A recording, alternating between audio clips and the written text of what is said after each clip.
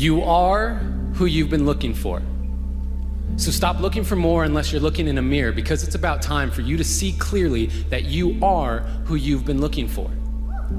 And that empty feeling you got, that hole in your chest, you only got that feeling because you think you're not blessed with everything you need.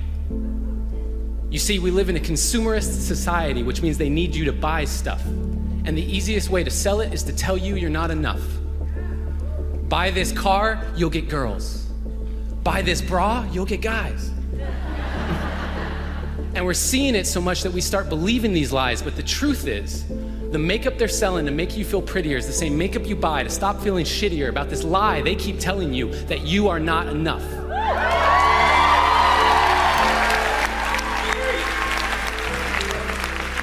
And what about the movies we watch, all the shows on TV? The more I watch, the more I see I need you to complete me.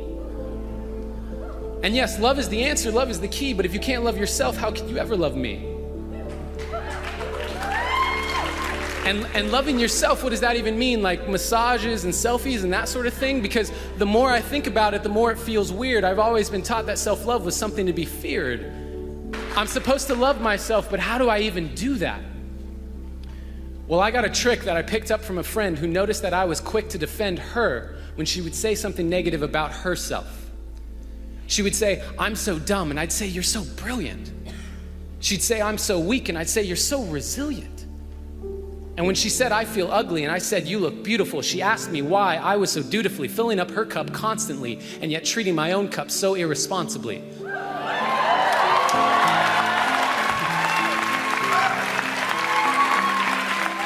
Because when I looked in the mirror, my voice was quite clear. You're ugly, you're too thin, your hairline's receding, you got a pimple on your chin. And that was when she gave me a piece of advice that changed my life. She gave me a hug, and she said, "Treat yourself like someone you loved." Treat yourself like someone you loved. Now, I had been standing, but I needed to be sitting because I couldn't believe that I had been letting myself keep forgetting that I was who I'd been looking for. And deep in my core, I knew it was time to stop looking for more until I could look through all my fear and look into a mirror and see clearly that the man looking back at me was the only one who can make me happy, and I am already enough.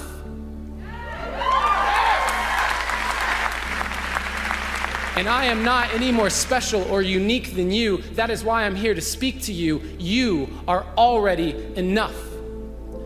And when you start to see that, you will start to be that. Your world will get brighter, your load will get lighter, and you can see that with life, you can be a lover, not a fighter. And that life, you deserve it. Because you are worth it.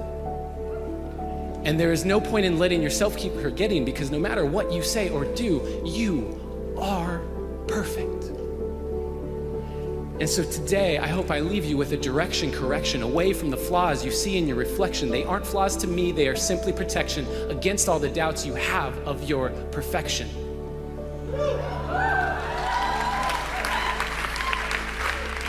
So start today. Take a good, long look in the mirror and say, "I am who I've been looking for." How much do you love yourself? Because if you understand the value of self-love, you'll never be friends with those type of people. Most of the people out here are running around empty. They have no sense of self. No sense of self-love. When I say self-love, it has nothing to do with celebrity, money, materialistic things, and all of the things that your negative mind could probably go to. It has nothing to do with self-love. It has nothing to do with looks. Nothing to do with cars and any of the superficial things that one would assume that could make you love yourself even more. It's a matter of knowing your value. It's a matter of you saying, I don't have to be around these people in these type of environments and situations in order for me to finally see the value in myself. I love me independent of you loving me. I believe in me. I know my self-worth. I am here and I have a purpose. There is no value in having wisdom, knowledge, insight, spirituality, love. Every day, I am a work in progress.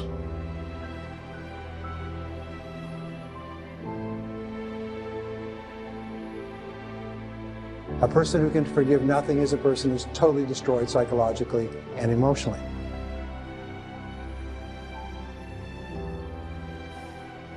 Forgive your parents. Forgive any relationship that you ever had that didn't work out. Forgive everyone else in your life that has ever hurt you in any way. Forgive yourself.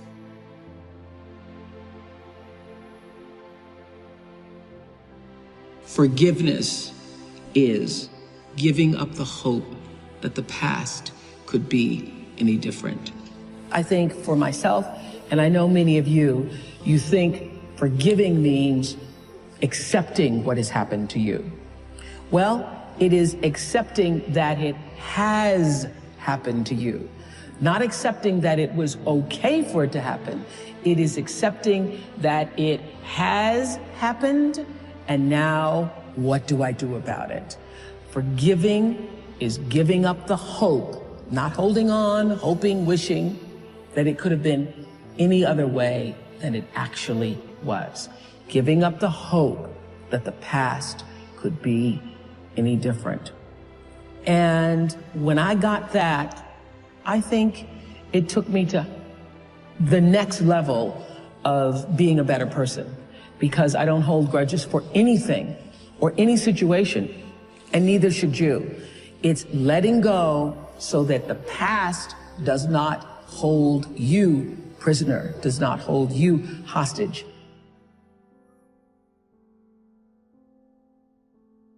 See, life is cyclic. You're not, whatever experience you're having right now, it has not come to stay. It has come to pass. Not to stay, just to pass. It's just going through. The biggest challenge is to know what's happening. This is a part of this thing we call life. This too shall pass. And maintaining perspective, putting it in perspective. Let it go and begin to focus on developing myself. And I say to you, you're going to have people to do things to you. Things are going to happen to you. And the most important thing to do is to harness your will and let it go and move so you can grow, so you can get on with your life.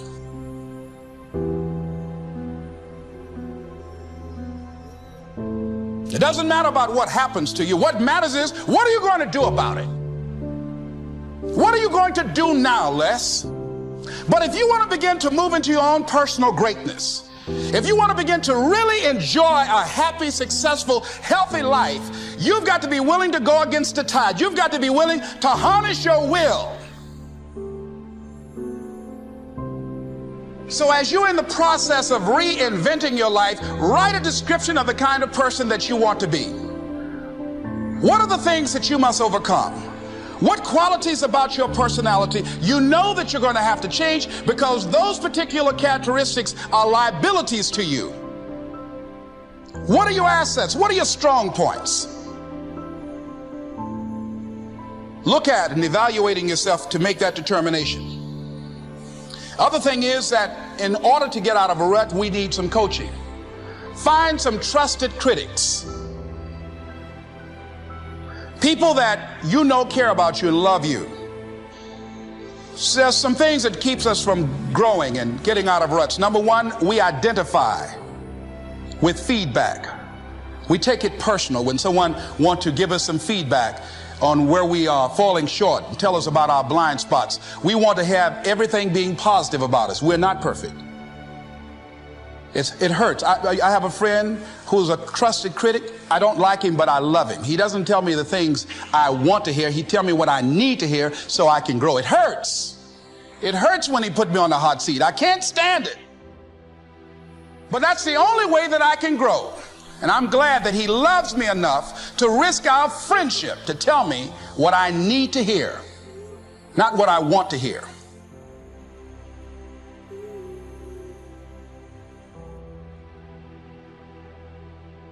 Stop scaring yourself.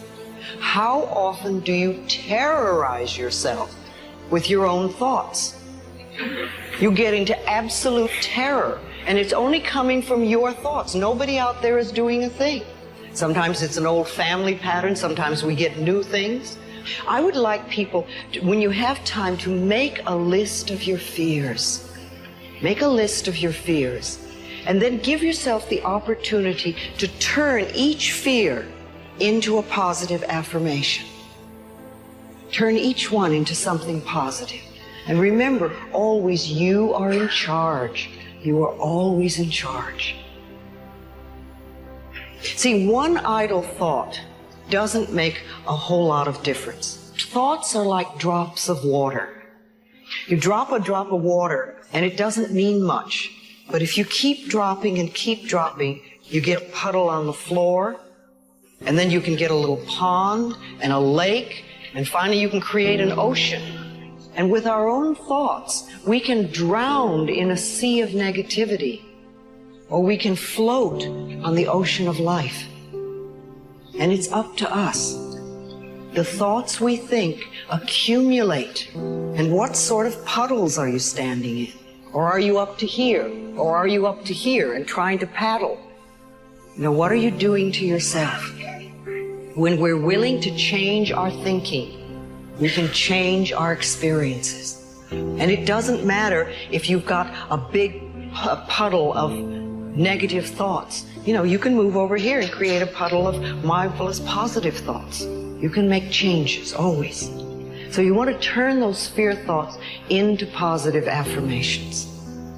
Let them work for you. Sometimes we have to ask ourselves, what's using my life?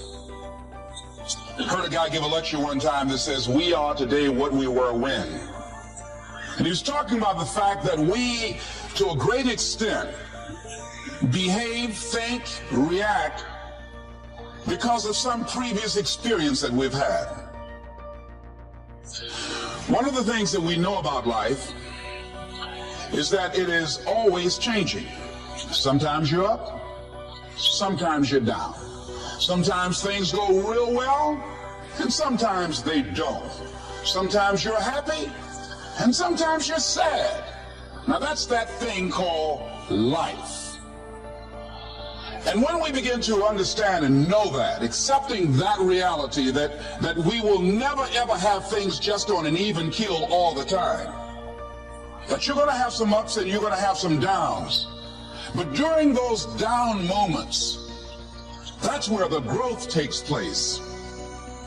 That's where the work is. See, anybody can feel good when they have their health, their bills are paid, they have happy relationships, the children are acting normal, business is successful. Anybody could be positive then. Anybody can have a larger vision then. Anybody can have faith under those kinds of circumstances. Am I correct? See, but the real challenge of growth, mentally, emotionally, and spiritually, comes when you get knocked down. Somebody said that adversity introduces a man to himself, or a woman. How you handle it, that's where the growth takes place. When I was facing some challenges, I had a guy say something to me, and I suggest this is one of the first things that you want to do when you're facing a challenge. You want to get unstuck. Evaluate where you are. Look at it. Assess yourself. Assess yourself and assess the situation. What brought you there? What role did you play? Earl Nightingale had a saying I like. He said, all of us are self-made, but only the successful will admit it.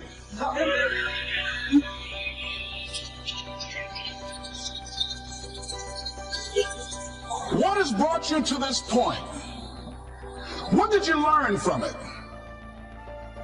Are you learning anything, or are you doing it over and over and over again?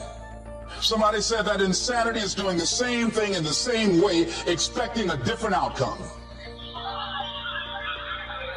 Are you going through it, or are you growing through it? Are you bigger and better because of it? Because it's not going to leave you until you grow through it. I was going through a major challenge in my life that was wearing me out, that was using me. And one of my students told me in a class that I was teaching, Lessons in Truth, she said, Les, until you handle it with grace, it will stay in your face. And it stayed there a long time. Let me show you this. We all live inside a bubble, right? This is our world. We go to church here, we work over here, we go get our coffee over here, we go to this park over here, we usually go over here to, hang out with friends. This is our favorite club. This is our world. This is our favorite spot on the beach. We all live in this bubble. What you gotta do to get the life that God wants you to have, you gotta put more air in your bubble. You got to blow your bubble up. Expand yourself. Take yourself out your comfort zone. Do not live in your bubble. Put some more air in your bubble. If you stay in your comfort zone, that's where you will fail. You will fail in your comfort zone. Success is not a comfortable procedure. It is a very uncomfortable thing to attempt. So you got to get comfortable being uncomfortable if you ever want to be successful. Start putting some pressure on. Put some pressure on yourself. Get out here and get about it. Look, I'd love to sugarcoat this thing for you. I'd love to tell you, look, you can go out here and get rich, do a couple of things. They ain't happening. You got to get real doggish. You got to get downright funky if you want to make it. Now, like I was telling you before, if you want to be ordinary, you ain't even got to listen to me. Just go on about your business. If you think ordinary's cool, ain't no problem. It's some really, really wonderful ordinary people. But if you are sitting in this room and you have extraordinary aspirations, then you're going to have to do extra. You put extra on top of ordinary, and you come up with extraordinary. It's no other way. I'm sorry, but here's the fact. All of you have extraordinary capabilities. All of you. You have to decide if you're willing to do the things to put you in that category. Rich people don't sleep 8 hours a day. That's a third of your life. It ain't even 24 hours in a day. You cannot be asleep 8 hours a day. You can't live in LA and wake up at 8 o'clock in the morning. It's 11 o'clock on the East Coast. The stock market been open 2 hours. They already making decisions about your life and your ass was asleep. The Bible says, he who loves to sleep and the folding of hands, poverty will set upon you like a thief in the night. He who loves to sleep and the folding of hands, poverty will set upon you like a thief in the night. I'm going to ask you one question, I'm going to go. How many of you in here know somebody who loves to sleep? Who knows somebody that loves to sleep? Let me ask you something. Ain't they poor? You don't have to force yourself or motivate yourself to think negatively, to be depressed, to hate somebody, to want revenge, to want to get back at somebody, to beat yourself up over the head, to feel loaded with guilt. You don't have to make any effort to do that. Your mind is on automatic. It will do that by itself. But if you want to begin to move into your own personal greatness, if you want to begin to really enjoy a happy, successful, healthy life, you've got to be willing to go against the tide. You've got to be willing to harness your will and say, in spite of this, I'm in control here. I'm not going to let this get me down. I'm not going to let this destroy me. I'm coming back. And I'll be stronger and better because of it. You have got to make a declaration. This is what you stand for. You're standing up for your dreams. You're standing up for peace of mind. You're standing up for health. You want it. And you're going to go all out to have it. It's not going to be easy. When you want to change, it's not easy. If it were in fact easy, everybody would do it. But if you're serious, you'll go all out. So yes, I'm going to turn this situation around. I'm not going to sit back and moan and cry over what happened and what went wrong and who did what. I'm going to do something about this situation. The next thing that is important is that expect things to get better for you, because they are. See, life is cyclic. You're not, whatever experience you're having right now, it has not come to stay. It has come to pass. Not to stay, just to pass. It's just going through. The biggest challenge is to know what's happening. This is a part of this thing we call life. This too shall pass. And maintaining perspective, putting it in perspective. See, a lot of us, because of our limited vision of ourselves, a lot of us who begin to focus on problems and enable them to overwhelm us, we begin to think that we have no options. We begin to believe that there's no way out.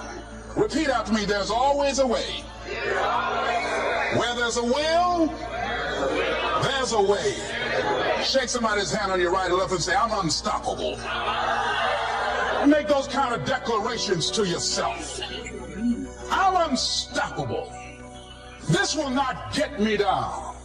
And if I get knocked down, I'm going to be like Leo Pascal. You said you're going to have some low moments in life, but when you do, you will have high lows. When you work on yourself. What are some of those things that you can do during this period of time? Go for walks. Do some things for you. Just go for a stroll so you can engage in some reflective thinking on life, on yourself, looking and enjoying the universe, smelling the roses along the way. Listen to upbeat music, music that inspires you. I have oldie but goodies. I have strategies that I engage in to recharge my batteries. I'm preparing for that because I know things are going to happen that I cannot anticipate. A very good friend of mine died the other day. I had a program for myself. I have books that I read that inspire me, tapes that I listen to that fire me up. Because you're going to have sometimes low moments when you won't want to get out of bed. You just want to stay there. At times you won't want to come out the house. At times you'll be feeling bad and don't know why. What's wrong? I don't know. Just leave me alone. Why did that happen? I don't know. It's called life.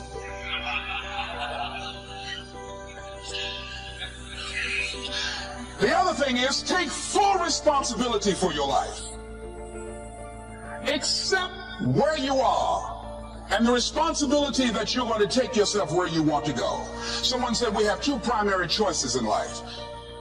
We can either accept conditions as they exist, or we can take the responsibility to change them.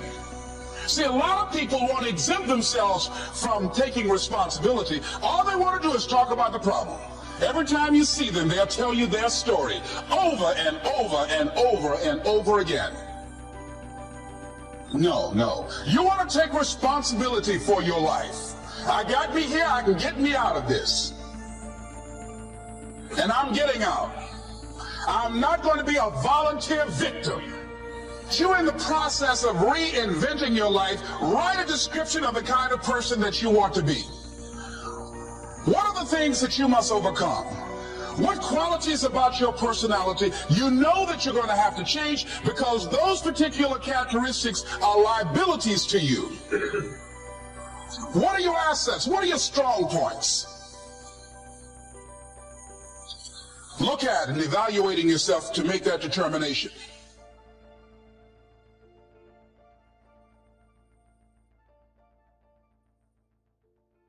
But it's hard to let go of what you've been holding on to for so long, even if it's not working anymore.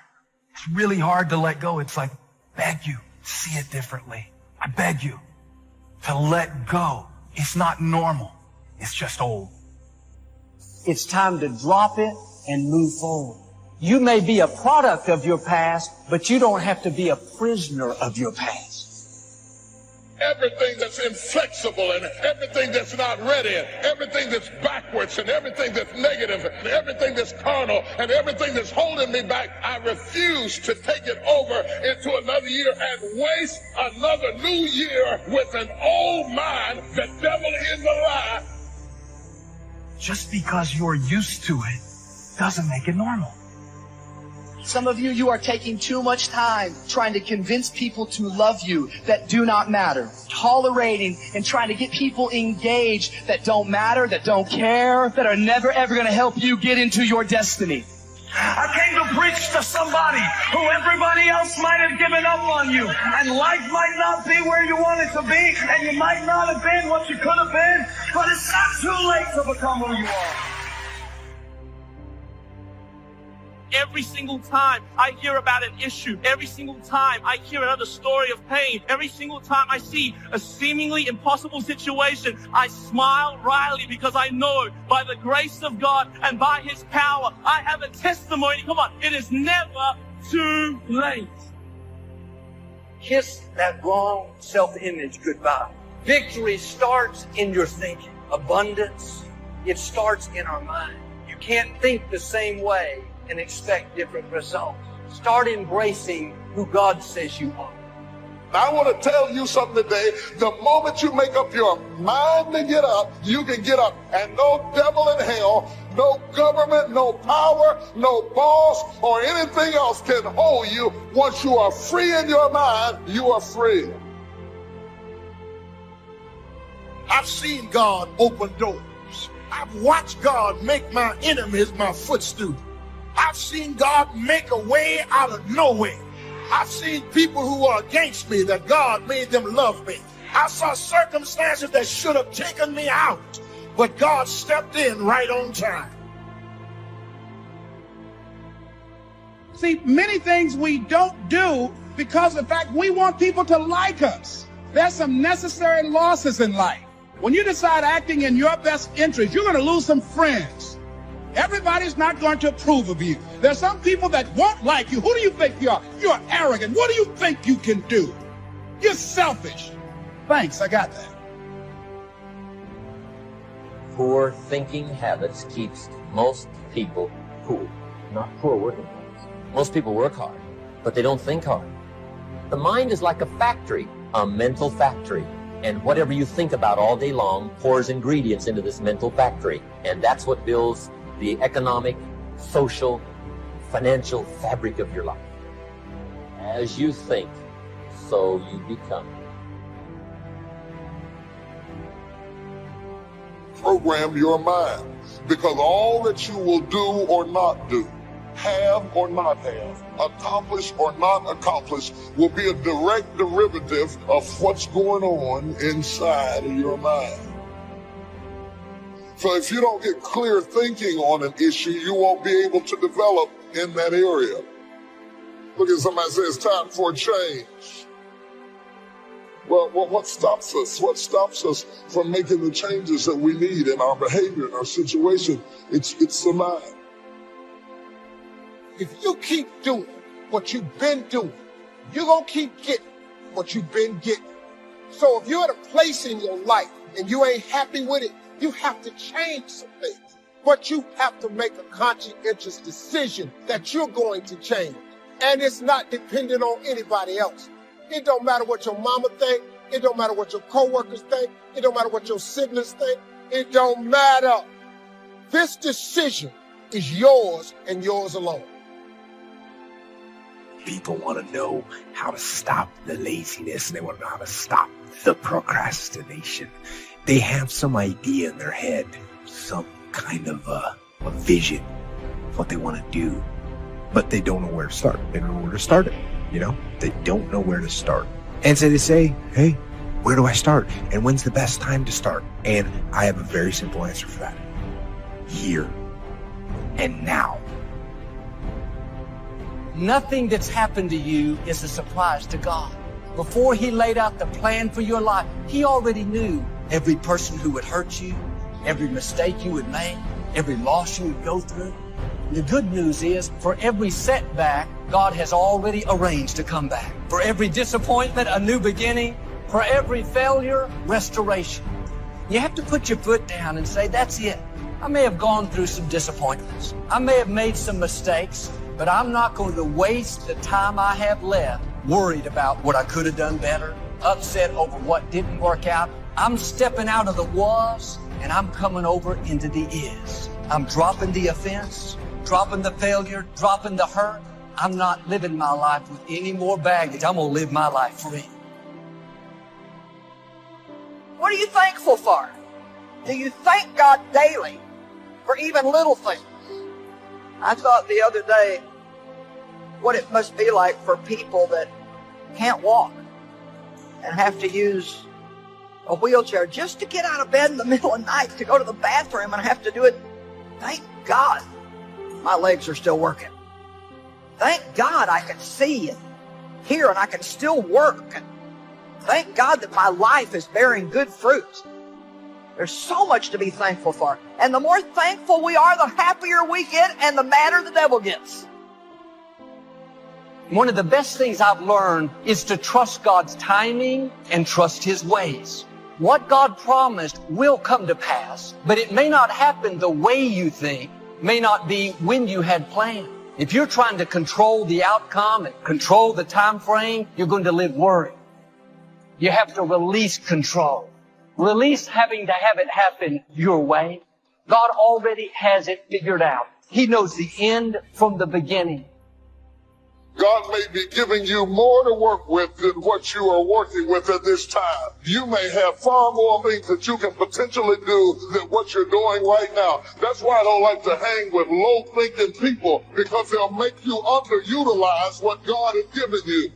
You need somebody to challenge you that you could be doing more than what you're doing right now. You could have more than you have right now, and somebody's got to be bold enough to look you in the face and empower you to go into the enemy's camp and take back what he stole from you. We find ourselves announcing our standards to our relatives, our friends, our associates. We shout our beliefs and condemn those who believe any differently, but then we don't walk the talk. We end up acting in a way far different from the beliefs we've shouted. This is inconsistent. This leads to a loss of credibility among those who watch us. And more importantly, this leads to a loss of credibility within ourselves. The only thing worse than one who is inconsistent in applying their self-imposed disciplines is one who has never considered the need or the value of discipline at all. So what kind of courage do you have? Is yours sort of floating between depending on the situation, or do you know the difference between right and wrong for your life? And you've made up your mind. Our mind is the control tower of our life. All of our decisions are there. And the truth is, whatever we are today is the result of what we've been thinking about all those years. As a man thinketh in his heart, so is he. So if you don't like what's going on around you, maybe you should ask yourself the question, what am I thinking about? What do I think about myself? What do I think about other people? Upset because your plans didn't work out. It's time to kiss some things goodbye. Don't bring bitterness into a new year. Don't bring self-pity, a chip on your shoulder. That was in your past. It doesn't belong in the future. You cannot embrace the new things God has in store as long as you're holding on to the old. What we think about is really what controls us. This is the control tower, that everything else is a result of how we think. And we can't control everybody else in control of all of our circumstances, but we are going to respond to circumstances in one way or the other. And so what you have to ask is this: what is it that determines what I think? This mind of yours controls everything else in your life. Are you satisfied with your life as it is? Are you? Is your life giving you what you want? If you had your life to live over again, could you have done more than what you've done thus far? When I ask audiences that, most people agree, yes, I could have done more. I know I could have done more. I've wasted a lot of valuable time. You're going to lose something, lose money. You can recapture that. Don't lose time. You can't get that back. But I think being grateful probably is number one. If you've got a job, you got to be grateful. Say, this is the greatest job in the world. Even if it's a transitional job getting you where you want to go, you got to be grateful. You don't have to love your job or be passionate about your job. Just passionate about staying steady, working hard, learning skills, doing this job so well that the next one will be even better, and taking such good care of this opportunity, another one will present itself. What's next for me? After all of this, I don't think that things just happen. I believe that they happen just. We have a mindset. We don't want to be the same coming out of this. That you want some radical change, that this could be a major defining moment for you, a day that turns your life around. If you have an extreme desire to wish to be successful, so you can accomplish all you wish to accomplish, be as generous as you'd like to be as strong as you'd like to be. And I think if you say you have to find your passion, people find that a little bit confusing. Where would I find it? And what could I be passionate about? I guess you could start with saying, I'm passionate about providing unusual success for myself and for my family. Then I think the key is to let what you want to accomplish, let that grow. Or at first this is as far as you can see, but if you'll do that, you can say, wow, maybe I could multiply by 2, by 3, and expand my vision, accomplish a lot more.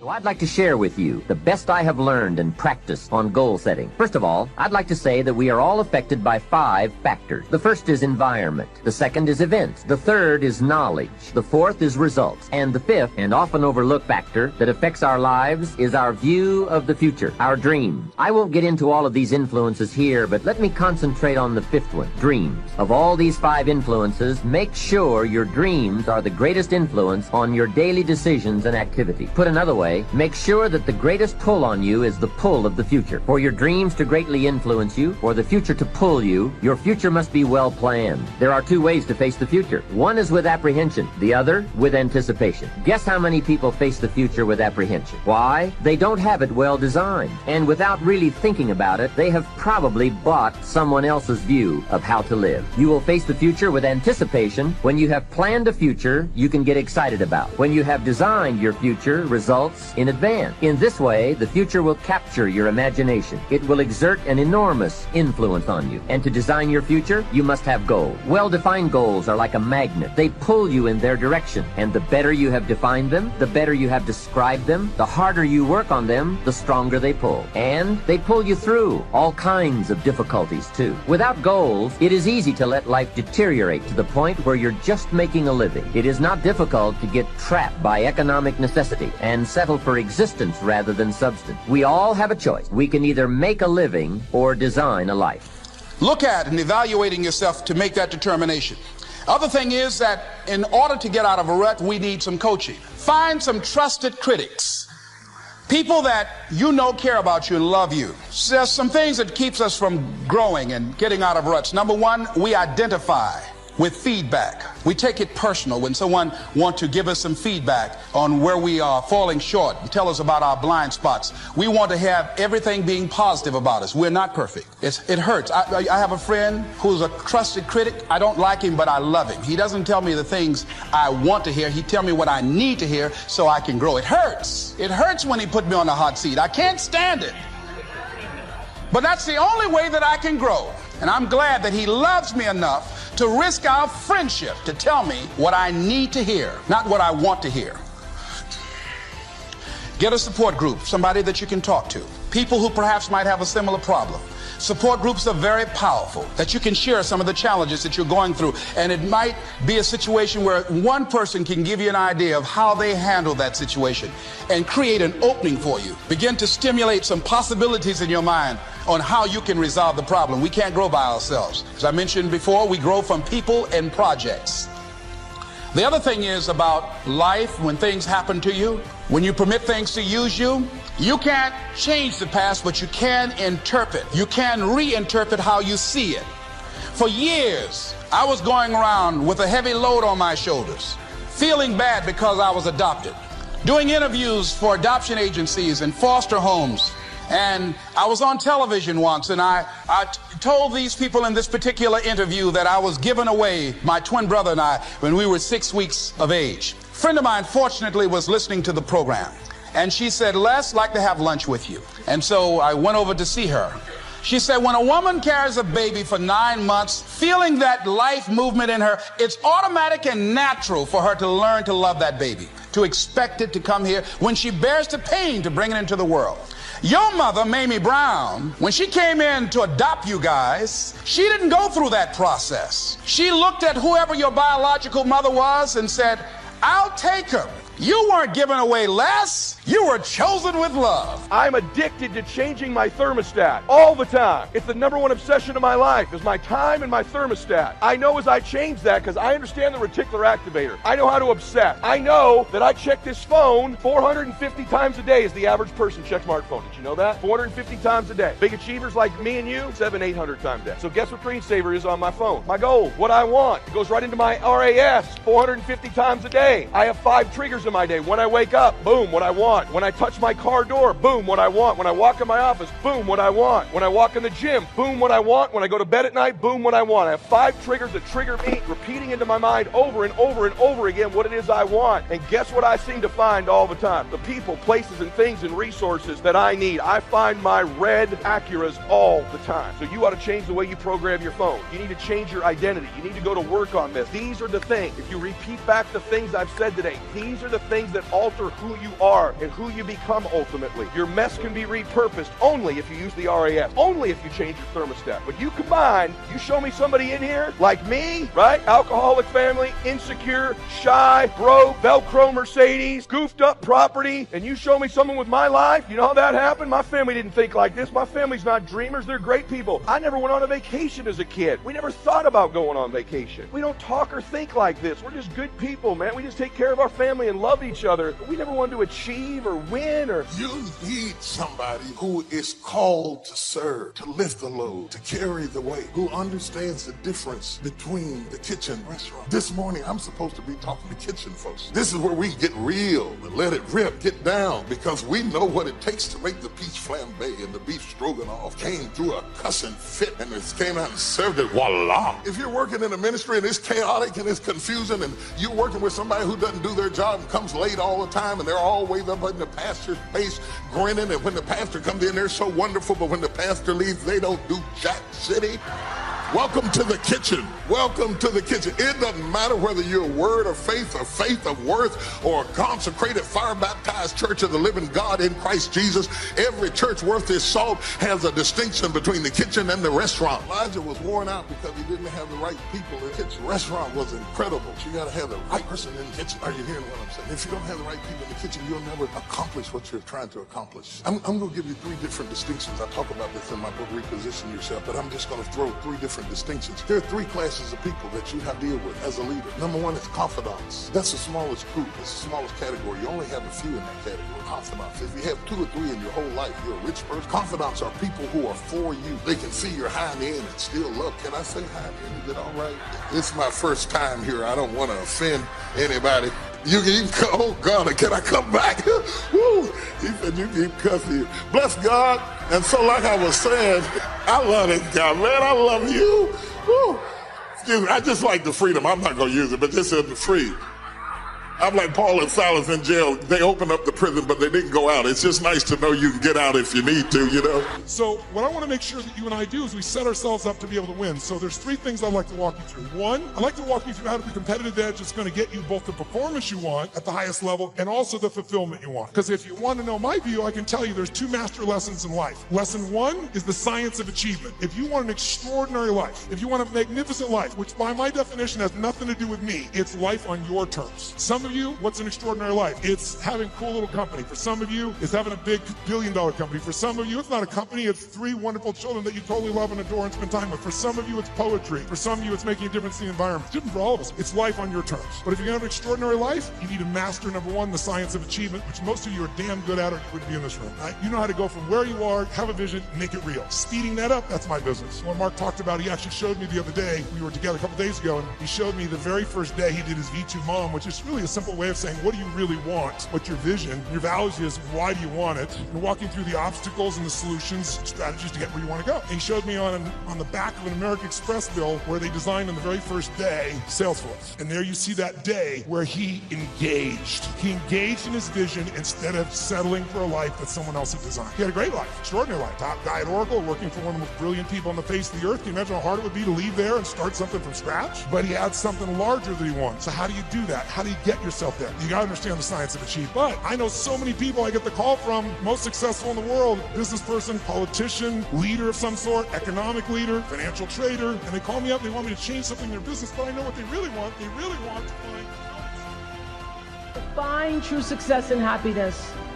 If you have only one goal, there really is only one, and that is this: to fulfill the highest, most truthful expression of yourself as a human being.